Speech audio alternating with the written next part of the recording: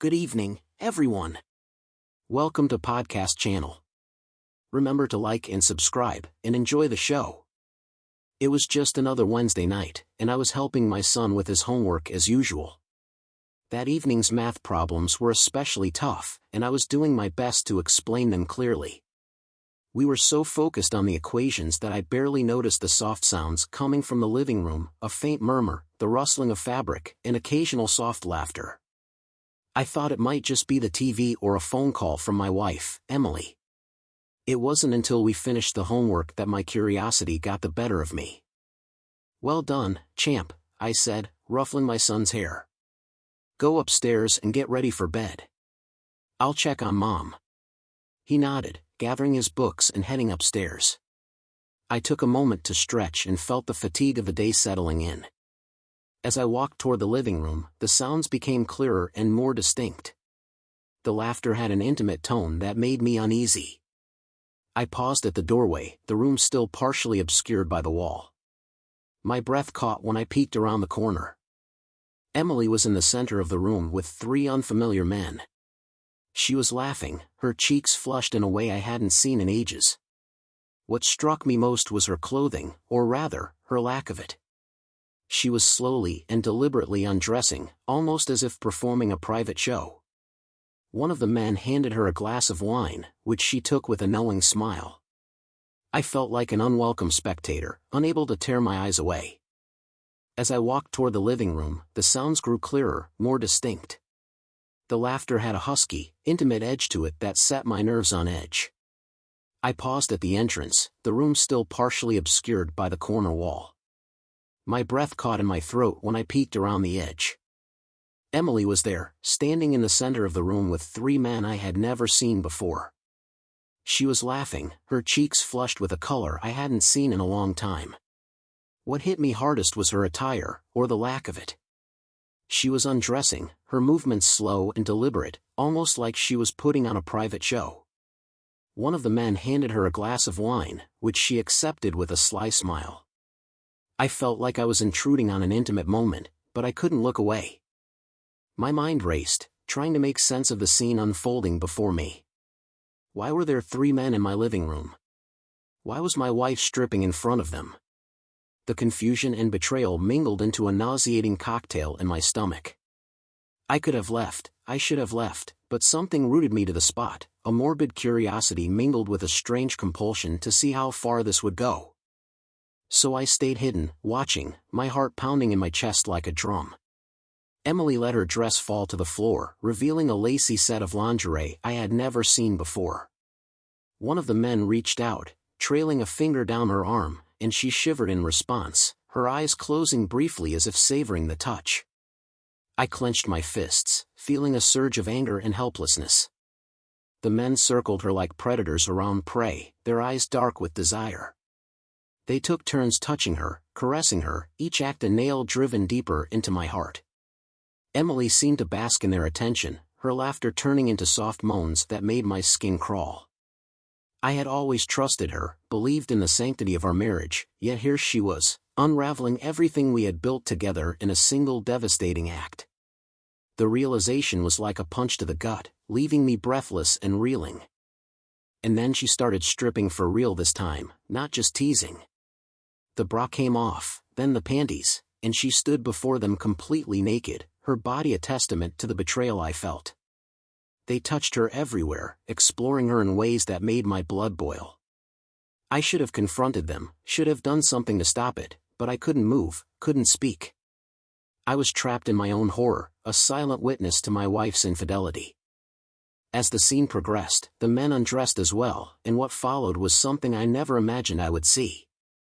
They took turns with her, their movements rough and primal, driven by lust. Emily responded eagerly, her moans filling the room, drowning out the last remnants of my denial. I stayed hidden, unable to tear myself away, my heart shattering with each passing second. The woman I loved, the mother of my child, was lost to me in that moment, replaced by a stranger I could barely recognize. When it was over, they dressed, exchanged a few words I couldn't hear, and left. Emily lingered for a moment, collecting herself before heading upstairs. I waited until I heard our bedroom door close before I finally moved, my body heavy with the weight of what I had witnessed. I stood there in the empty living room, the echoes of their actions lingering in the air.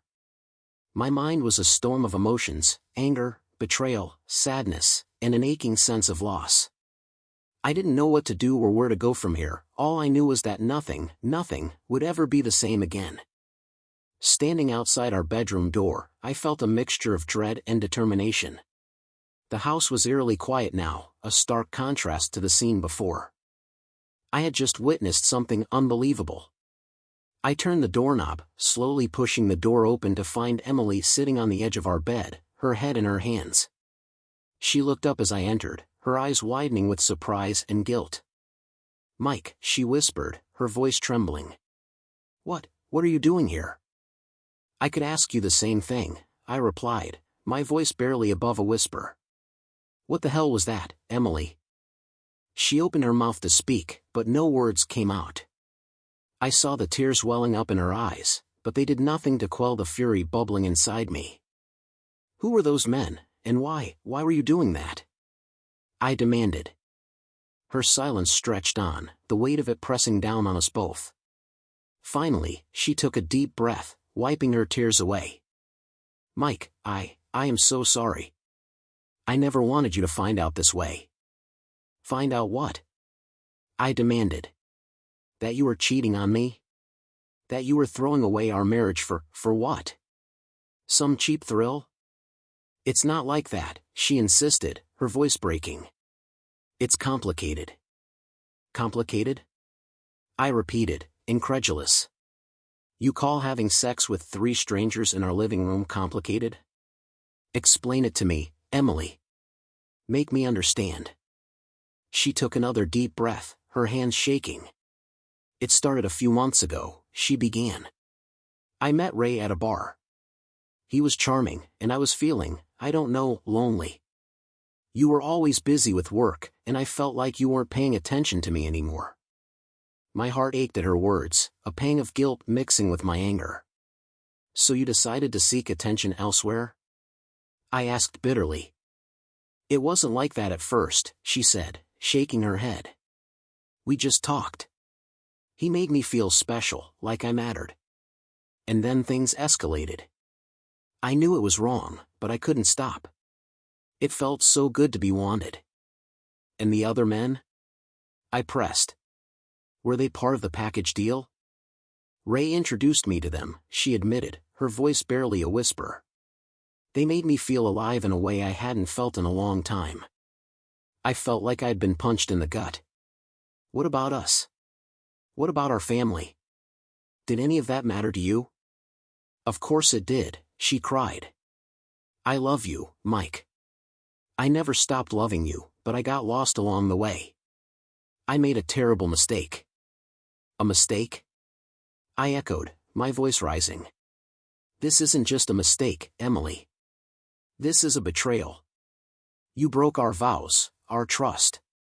How do you expect me to ever trust you again?" "I don't know," she said, tears streaming down her face. "I don't know how to fix this, but I want to try. Please, Mike, give me a chance to make things right." I stared at her, my mind a whirlwind of emotions. Part of me wanted to believe her, to give her that chance, but another part of me, the part that had witnessed her with those men, screamed that it was too late. "Do you even understand what you've done?" I asked, my voice shaking. "Do you know how much you've hurt me?" "I do," she whispered. "And I'll do whatever it takes to make it up to you. Just please, don't leave me."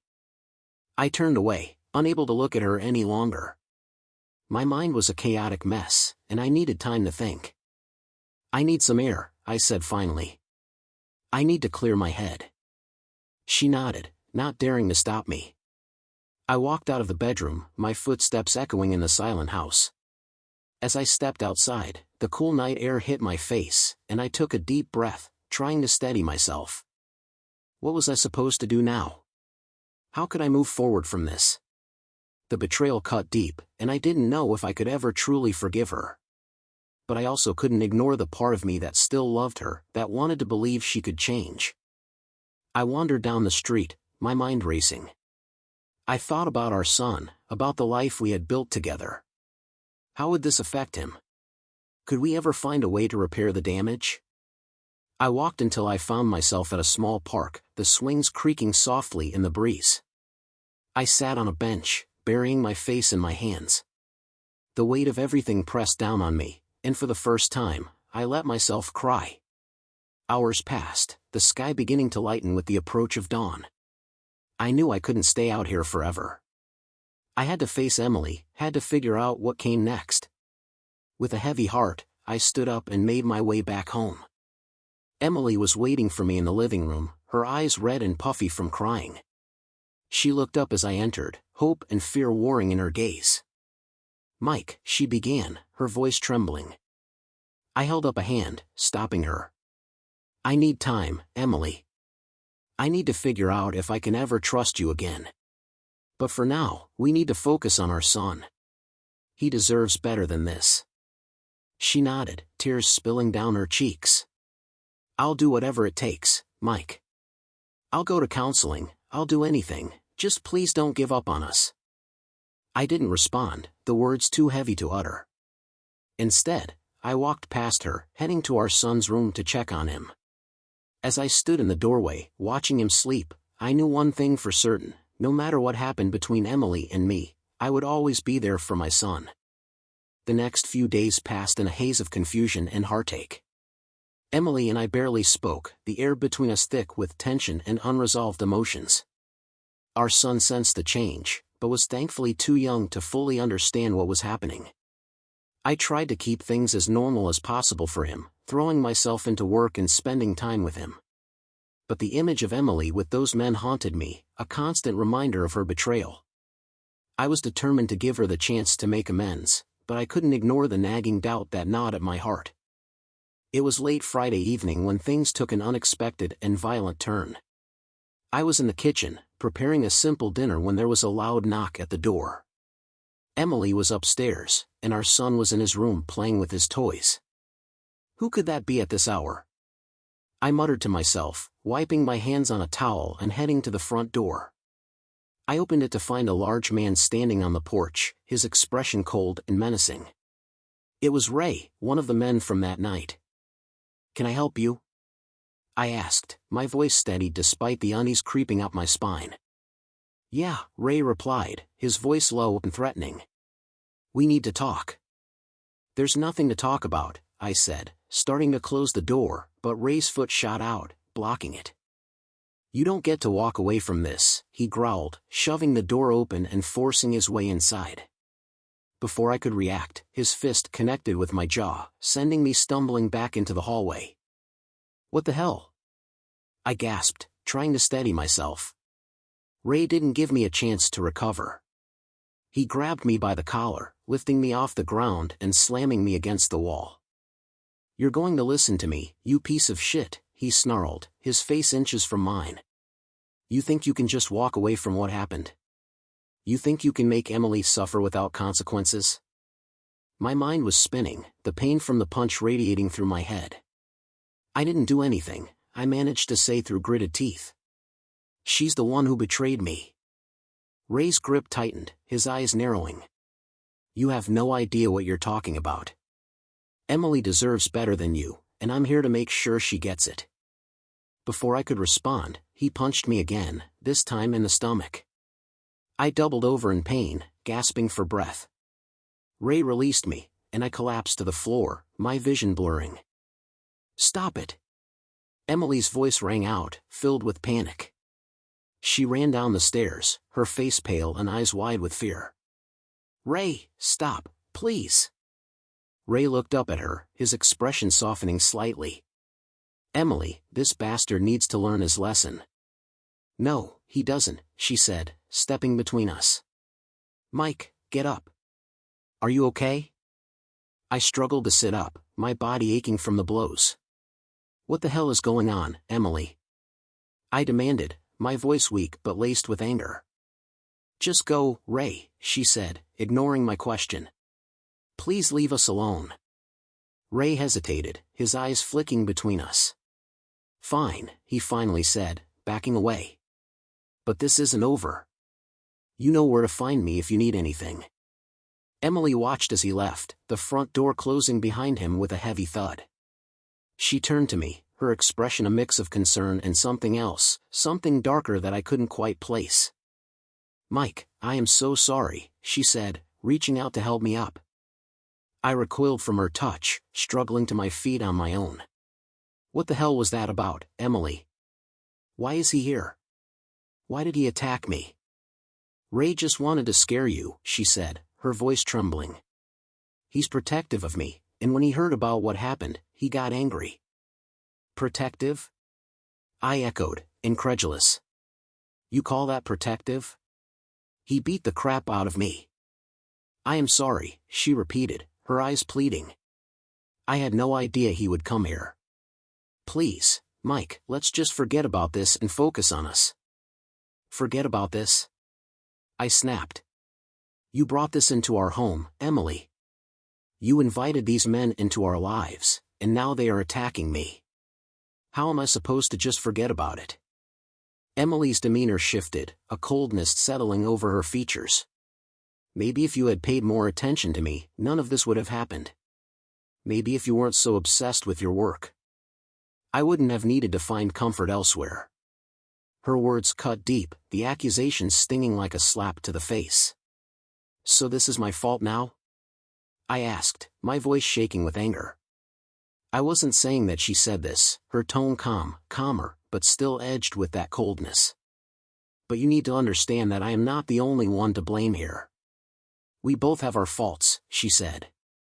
I stared at her, trying to reconcile the woman I loved with the stranger standing before me. "What do you want from me, Emily?" I asked, my voice barely above a whisper. "I want us to move forward," she said. "I want us to fix this, to rebuild our marriage.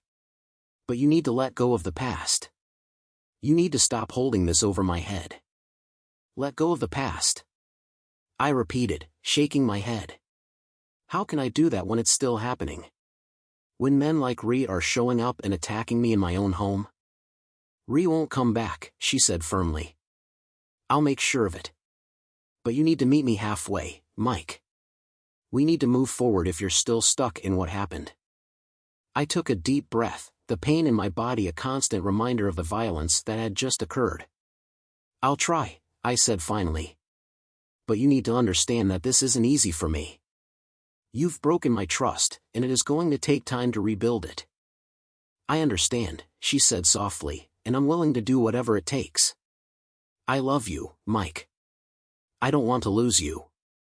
I looked into her eyes, searching for the sincerity I so desperately wanted to see. There was a flicker of something, but the darkness lingered, casting a shadow over her words. "Let's take it one day at a time," I said, my voice heavy with resignation. "For our son's sake, if nothing else." Emily nodded, a small hopeful smile on her lips. "One day at a time," she agreed. As we stood there, the silence stretching between us, I couldn't shake the feeling that this was far from over. Emily's betrayal had opened a door that couldn't easily be closed, and the shadows that had entered our lives were not so easily banished. The days following Ree's attack were tense and fraught with unspoken words. Emily and I maintained a fragile peace, our interactions polite but distant. The bruises on my face and body served as a constant reminder of the violence and the betrayal that had shattered our lives. Emily was true to her word, though. Ree didn't return, and she made a noticeable effort to be more present and engaged with our family. She enrolled in counseling, insisting that she wanted to work on herself and our marriage. But despite her efforts, I couldn't shake the feeling that something was off. One evening, as I was helping our son with his bedtime routine, Emily approached me with a tentative smile. "Mike, I've been thinking," she said, her voice soft. "Maybe we could take a weekend trip, just the three of us. Get away from all this and try to reconnect." I looked at her, searching her eyes for any sign of deceit. "A trip?" I echoed, skeptical. "Yes," she said, her smile growing. "It doesn't have to be far. Maybe a cabin in the mountains or a beach house somewhere. We can just be together and forget about everything for a little while." I considered her proposal, the idea of escaping the suffocating tension at home, appealing. "All right," I said finally, "a trip might be good for us." Emily's face lit up with genuine happiness, and for a moment, I allowed myself to hope that maybe we could find our way back to each other. "Great. I'll start looking for places, and we can leave this Friday." The next few days passed in a whirlwind of planning and preparation.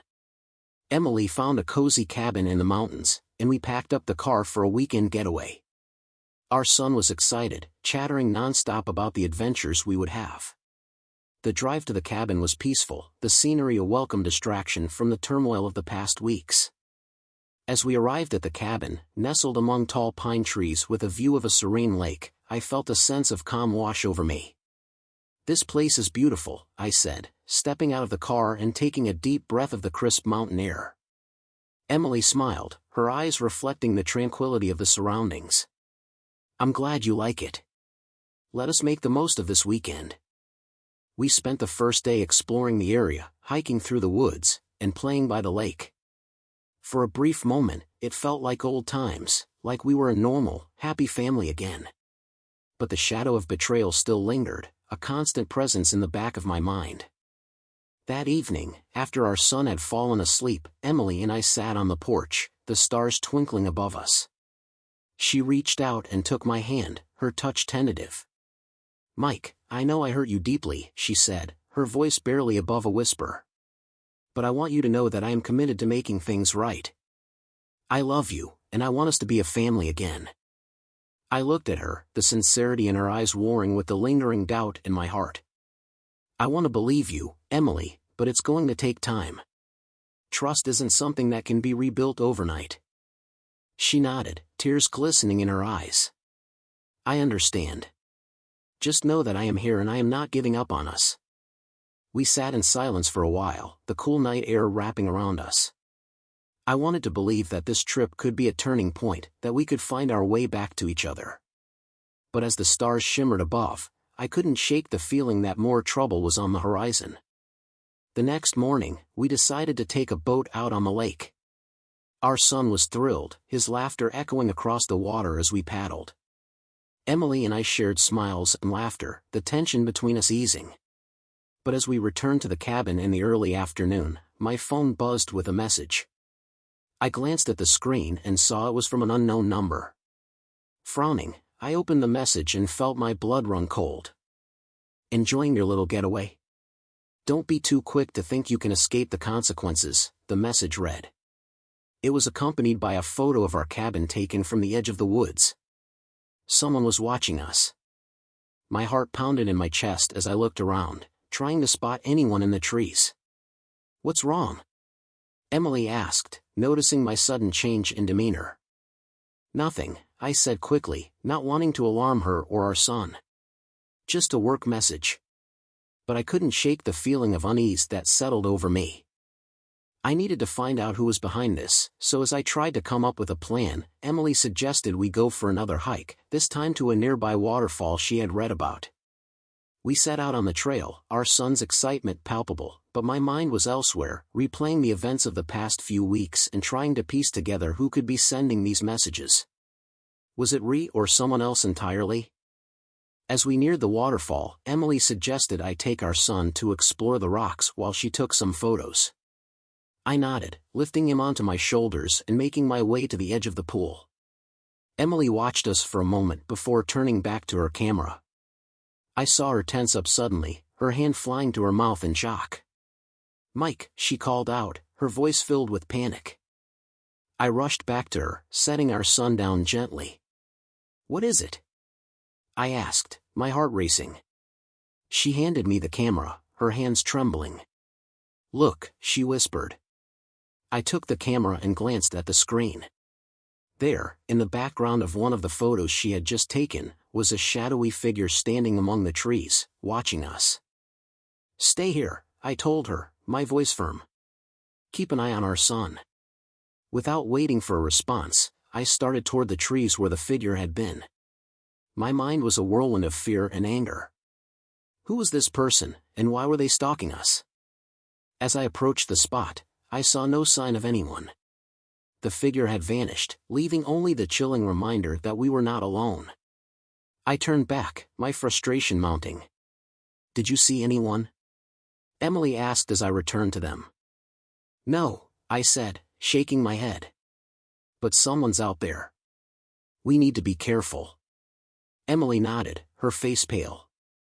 "Let's go back to the cabin. We can call the police and report this." We hurried back, our son sensing the urgency and falling silent.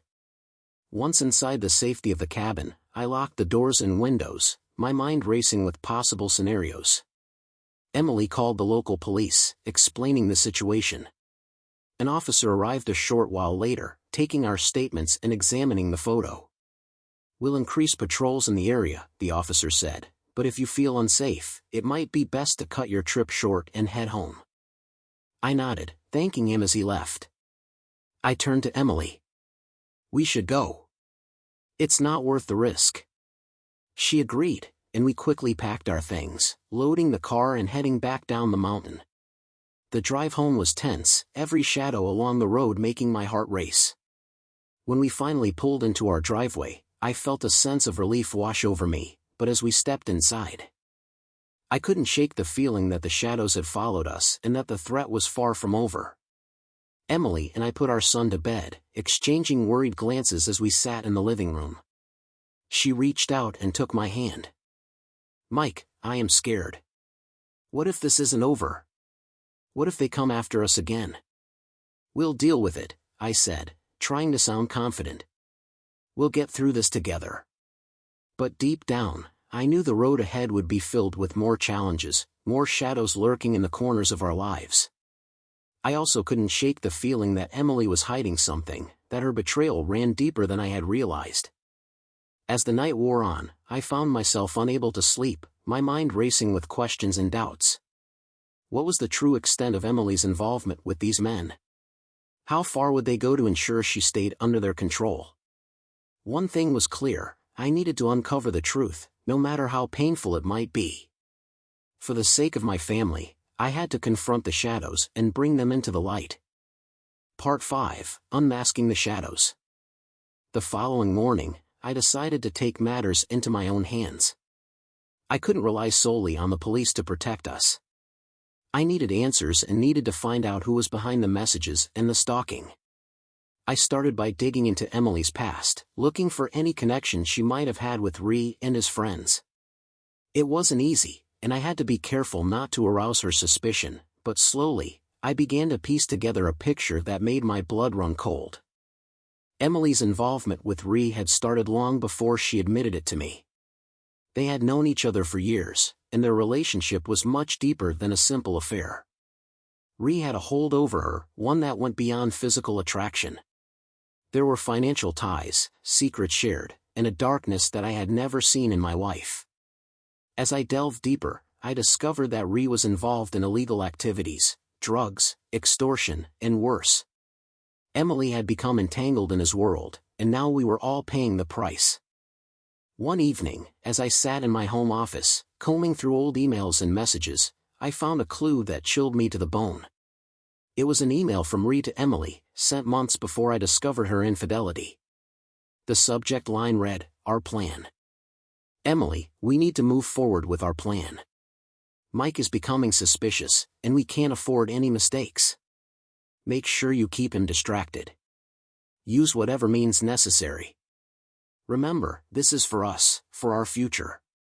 Trust me, once this is over, we'll be free to live the life we always wanted." The words felt like a knife twisting in my heart. This wasn't just an affair, it was a calculated betrayal, a scheme to manipulate and deceive me. I felt a surge of anger, a burning need to confront Emily and demand the truth, but I had to be smart about this. If Ree and his associates were as dangerous as they seemed, I couldn't risk putting my family in immediate danger. I needed a plan and I needed help. The next day, I reached out to an old friend from college, Jack, who worked as a private investigator. I explained the situation, providing him with the details I had uncovered. "Mike, this is serious," Jack said, his voice filled with concern. "You need to be careful. If Ree is involved in criminal activities, you can't confront him head-on. Let me do some digging and see what I can find. Thanks, Jack, I said, feeling a glimmer of hope. I appreciate your help. In the meantime, I kept a close eye on Emily, watching for any signs of deception. She seemed genuinely remorseful, but I couldn't trust her, not after everything I had discovered. A few days later, Jack called me with an update. Mike, I've found some information that confirms your suspicions. Ree is heavily involved in organized crime, and Emily has been entangled in his web for a while. She's been helping him launder money through various means, including their joint accounts. The revelation hit me like a ton of bricks. What do I do, Jack? How do I protect my family? We need to gather concrete evidence, Jack said, enough to take to the authorities and ensure Ray and his associates are taken down for good. But you need to be careful. If they suspect anything, they won't hesitate to retaliate. I agreed, feeling a mix of fear and determination. Jack provided me with surveillance equipment and advised me to document any suspicious activity over the next few weeks. I meticulously gathered evidence, recording conversations, photographing documents, and tracking financial transactions. Emily seemed oblivious to my actions, her focus on rebuilding our relationship, but I couldn't let my guard down. I had to protect my son, and I had to bring Ray to justice. One night, as Emily and I sat on the porch after putting our son to bed, she reached out and took my hand. Mike, I know things have been tough, but I really believe we can get through this. I love you and I am willing to do whatever it takes to make things right. I looked at her, my heart heavy with the weight of her betrayal.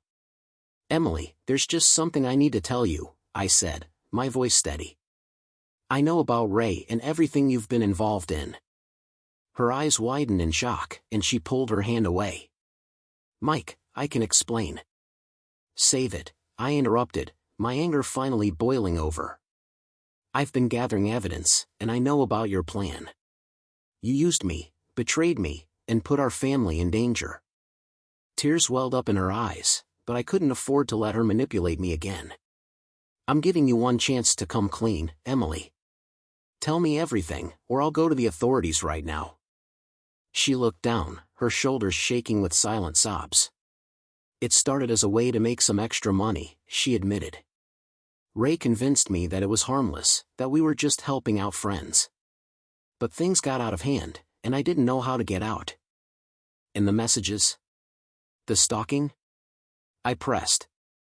Ray wanted to keep you in check, she said, her voice trembling. He thought if you were scared, you'd be easier to control. I never wanted any of this, Mike. I was trapped. I felt a surge of conflicting emotions, anger, betrayal, and reluctant empathy. We're going to the police, I said firmly. You're going to tell them everything, and we're going to put an end to this. Emily nodded, her face pale but resolute. Okay, Mike. I'll do it. I want to protect our family too. The next day, we met with Jack and presented the evidence to the authorities. It was a tense and emotional process, but with Emily's testimony and the evidence I had gathered, we were able to build a strong case against Ray and his associates. In the weeks that followed, law enforcement moved in, arresting Ray and dismantling his criminal network. It was a long and arduous journey, but the sense of justice and the relief of knowing our family was safe kept us going. Emily and I continued with counseling, working through the layers of betrayal and mistrust. It wasn't easy, and there were days when I wondered if we would ever fully recover, but we were committed to trying to rebuild our lives and protect our son from the shadows that had once threatened to consume us. The road ahead was uncertain, and the scars of the past would always be with us, but with the darkness exposed and the shadows banished, we could finally begin to heal and move forward, one step at a time. With Ree and his associates behind bars, Emily and I began the long, difficult process of rebuilding our lives. We continued with counseling, working through the layers of betrayal and mistrust. It wasn't easy, and there were days when the pain felt insurmountable. Our son, thankfully, remained blissfully unaware of the full extent of the turmoil. We did our best to maintain a sense of normalcy for him, ensuring that he felt safe and loved. Emily threw herself into her role as a mother, determined to make amends for her actions. As the months passed, we slowly began to heal. The wounds were deep, but our commitment to each other and our family kept us moving forward. Trust was not easily regained, but with time, patience, and genuine effort, we started to rebuild the foundation of our relationship. Emily's legal issues were a constant reminder of the consequences of her actions, but she faced them head-on, determined to take responsibility and make things right. She cooperated fully with the authorities, providing information that helped to dismantle more of Rhee's network. Her willingness to atone for her mistakes earned her a reduced sentence, and she was allowed to serve her time through community service and probation. One evening, after a particularly difficult counseling session, Emily and I sat together on the porch. The cool night air was a welcome relief from the day's stress. She looked at me, her eyes filled with a mixture of hope and regret. "Mike," she began, her voice trembling, "I know I've hurt you in ways that can never truly be forgiven, but I want you to know that I am truly sorry. I am committed to making things right, not just for you, but for our son and for myself." I took a deep breath, considering her words. The journey had been long and painful, but I could see the genuine remorse in her eyes. "Emily, I've seen the changes you've made, and I believe you're sincere. It's going to take time, but I'm willing to keep working on this for our family." Tears welled up in her eyes as she reached out to take my hand. "Thank you, Mike. I promise I won't let you down." We sat in silence for a while, the weight of the past slowly lifting as we looked toward the future. The road ahead was still uncertain, but we were facing it together, determined to rebuild what had been broken. In the months that followed, our lives gradually returned to a new kind of normal. We continued with counseling, both individually and as a couple, learning to communicate and rebuild trust. Emily's commitment to her community service and her efforts to make amends helped to mend the rift between us. There were still difficult days, moments when the pain of betrayal resurfaced, but we faced them together. Slowly, the shadows of the past began to fade, replaced by a growing sense of hope and renewal. One sunny afternoon, as we played in the park with our son, I looked at Emily and saw the woman I had fallen in love with so many years ago. She had changed, we both had. But the core of who she was remained. We had been through hell and back, but we had emerged stronger and more resilient. As our son laughed and chased after a butterfly, I realized that the future, while uncertain, held the promise of new beginnings. We had faced the darkness and found our way back to the light, and with each passing day, the bonds of our family grew stronger. Emily and I continued to work on our relationship, knowing that trust, once broken, takes time to heal. But we were committed to each other, to our son, and to the life we were rebuilding. The scars of the past would always be with us, but they no longer defined us. We had found our way back to each other, and in doing so, we had discovered a deeper, more profound love, one that was forged in the fires of adversity and tempered by the strength of our commitment. Together, we faced the future with hope, KN. Knowing that whatever came our way, we would face it as a family. As we continued to rebuild our lives, we found solace in the routines of everyday life. Our son's laughter became a balm for our hearts, and the simple joys of family outings and shared meals helped to mend the rift between Emily and me. But the specter of the past still lingered, a shadow that occasionally darkened our path.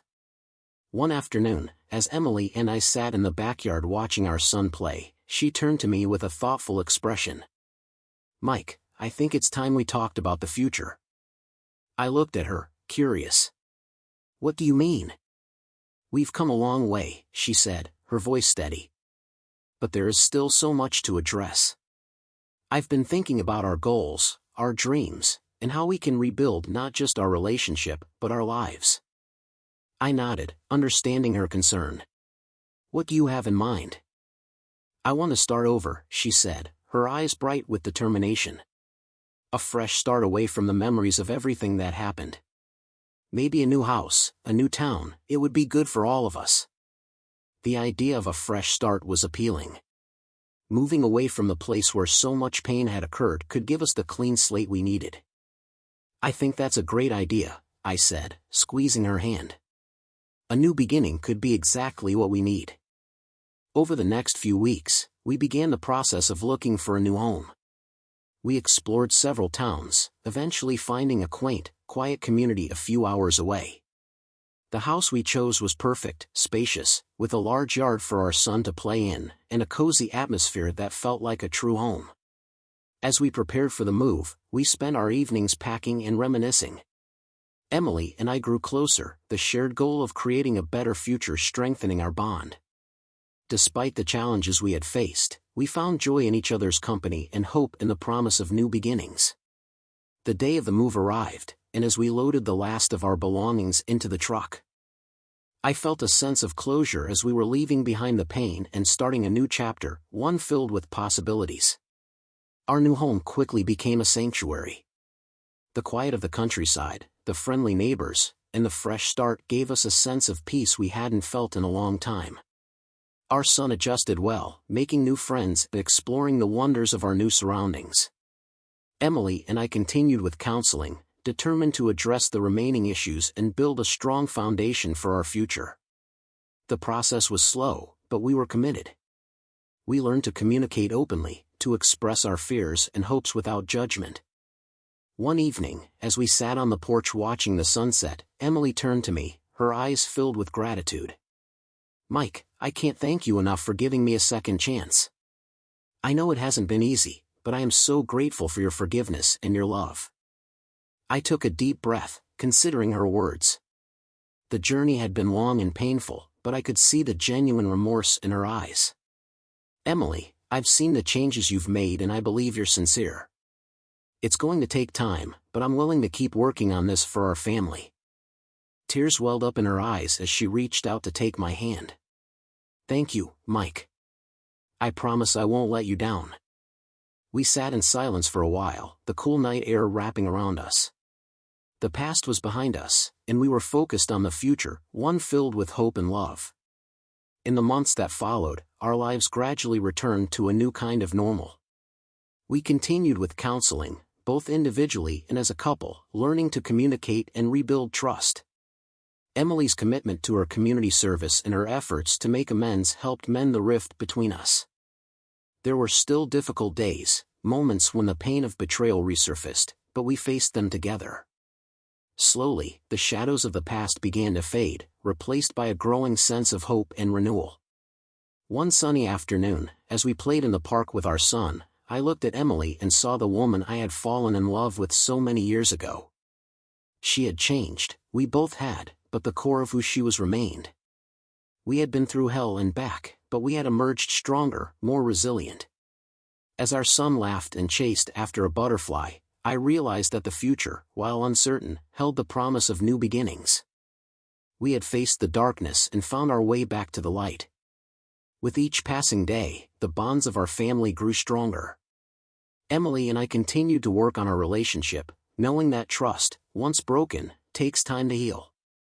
But we were committed to each other, to our son, and to the life we were rebuilding. The scars of the past would always be with us, but they no longer defined us. We had found our way back to each other and, in doing so, discovered a deeper, more profound love, one forged in the fires of adversity and tempered by the strength of our commitment. Together, we faced the future with hope, knowing that whatever came our way, we would face it as a family. As time passed, Emily and I continued to strengthen our relationship. The wounds of the past began to heal, replaced by new experiences and cherished moments. Our son grew into a compassionate, intelligent young man, a testament to the love and stability we had worked so hard to provide. Emily and I nurtured our relationship, always striving to be the best partners and parents we could be. We celebrated milestones and weathered storms, our bond growing stronger with each passing day. One morning, as we sat on the porch watching the sunrise, Emily turned to me with a contented smile. "Mike, do you remember when we first talked about rebuilding our lives? It felt so daunting, so impossible." I nodded, gripping her hand. "I remember, but just look at where we are now. We've come a long way, and we've done it together."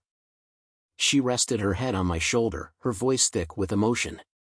"I'm so thankful for you and for us.